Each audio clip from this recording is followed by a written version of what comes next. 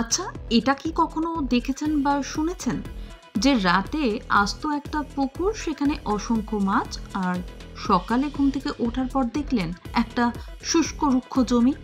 বিষয়টা শুনে আশ্চর্য হচ্ছেন তো? মনে হচ্ছে তো গাঁজাখুরি ব্যাপার। রাতারাতি আবার এরকমটা হয় নাকি? হ্যাঁ, ঠিকই শুনছেন। রাতে জল ভর্তি মাছ সমেত পুকুর, আর সকাল হতেই সব উধাও। এ যেন ম্যাজিসিয়ানের ম্যাজিক। ঠিক এমনটাই ঘটেছে পাণ্ডবেশ্বর বিধানসভার অন্তর্গত হরিপুর হাটতলা সংলগ্ন এলাকায়। এর ফলে চাঞ্চল্য ছড়িয়ে পড়েছে এলাকা জুড়ে। স্থানীয় বাসিন্দারা আতঙ্কে। হরিপুর গ্রামের পঞ্চায়েত উপপ্রধান গোপীনাথ নাথ জানিয়েছেন, ইসিএল এর অবৈজ্ঞানিক পদ্ধতিতে খনন করার ফলে এই কাণ্ড, আর তার জন্যই মাছ সমেত একটা আস্ত পুকুর উধাও।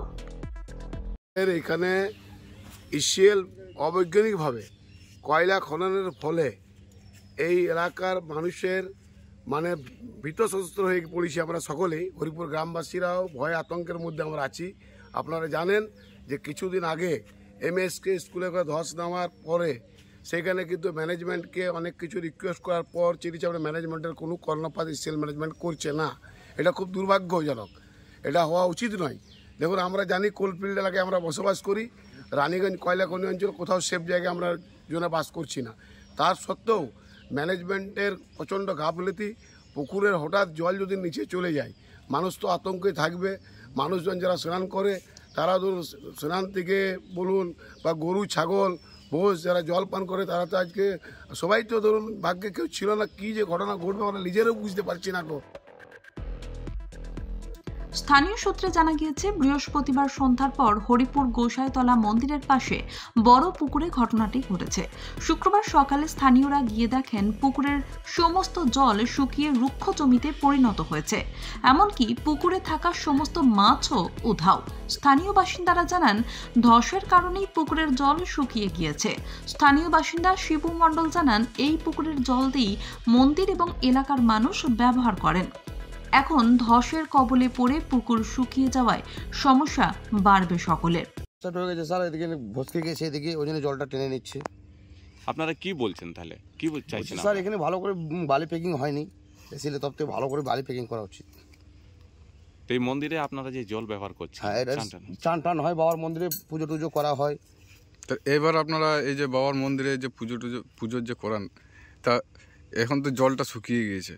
আপনাদের যে ধারণা তাতে তো দেখা যাচ্ছে যে সাবসিড হয়েছে। এরপর আপনারা এই মন্দিরে পুজোর কি আপনাদের ব্যবহারের জন্য কি করবেন? পুকুর অনেক কষ্ট হয়ে গেল তো, স্নান করার জন্য অনেক কষ্ট হয়ে গেল, এবার কুঁয়োতে ব্যবহার করতে হবে। প্রসঙ্গত উল্লেখ্য যে কয়েক মাস আগে এই হরিপুর এলাকায় একটি স্কুল চত্বরে ধসের ঘটনা ঘটেছিল, যার ফলে আতঙ্ক ছড়িয়েছিল এলাকায়। আর সেই আতঙ্কের রেশ কাটতে না কাটতেই এবার আস্ত একটা পুকুর শুকিয়ে যাওয়ায় চরম আতঙ্কে দিন কাটাচ্ছেন স্থানীয়রা। এই ঘটনা প্রসঙ্গে স্থানীয় বাসিন্দা কিংসুক ভট্টাচার্য বলেন, ইসিএল ঠিকমতো বালি ফিলিং না করার কারণেই এই ধরনের ধসের ঘটনা ঘটছে। দেখলাম যে জল ছিল ফুল, তারপরে 2-3 দিন পর দেখছি যে জলটা হঠাৎ টেনে নিল নিচে। ওই ফাটল দেখা দেওয়ার জন্য এই জলটা মনে হচ্ছে টেনে নিচ্ছে। সব পুকুরগুলো নেই। এই পুকুরটা কি ব্যবহার করা হতো? হ্যাঁ, এমনি ব্যবহার করা হতো। এটা এর সামনাসামনি কত দূরের মধ্যে বাড়ি রয়েছে, মন্দির রয়েছে? বাড়ি তো সামনাসামনি 100 মিটারের ভিতরে এই বাড়িগুলো আছে, এই সামনেই আছে। আচ্ছা, এই সামনে বাবার মন্দির আছে, সামনে একটা মন্দির আছে। এই মন্দিরে কি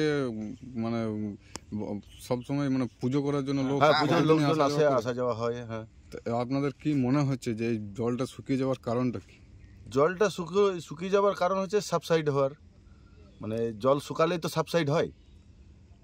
আচ্ছা, তা আপনারা কতটা আতঙ্কের মধ্যে রয়েছেন?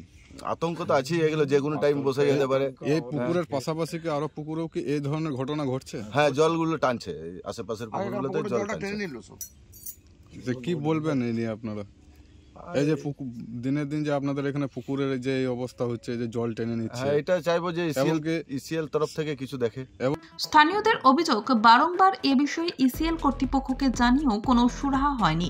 প্রতিনিয়ত বিস্ফোরণ ও কয়লা উত্তোলনের পর সঠিকভাবে বালি রিফিলিং না করার কারণেই এই ধসের ঘটনা ঘটে চলেছে। শুক্রবারের ঘটনার খবর পেয়ে পরিদর্শনে আসেন কলিয়ারির এজেন্ট PK ঝা। তিনি কি কারণে পুকুরের জল শুকিয়ে গিয়েছে তা দেখার আশ্বাস দিয়েছেন। পাণ্ডবেশ্বর থেকে সুব্রত বাউরির রিপোর্ট, LCW ইন্ডিয়া।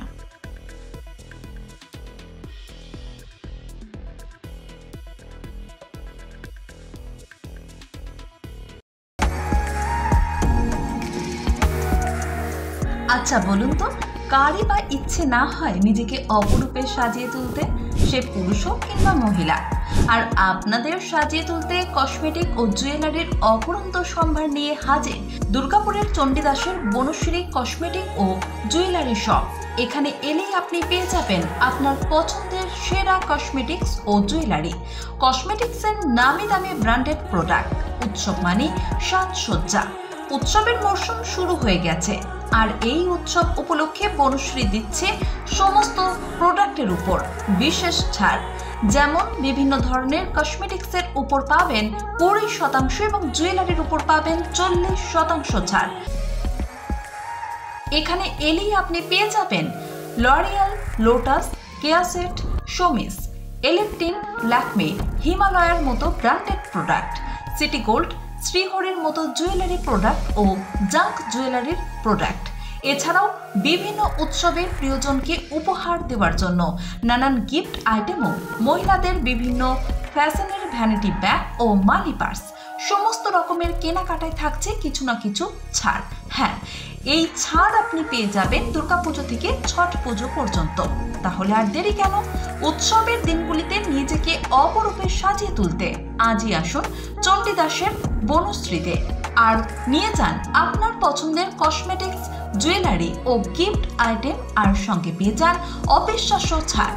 আমাদের ঠিকানা Banashree cosmetics and jewellery, Chandidas, Durgapur 713205, Chandidas sector, Durga Puja মণ্ডপের ঠিক বিপরীতে।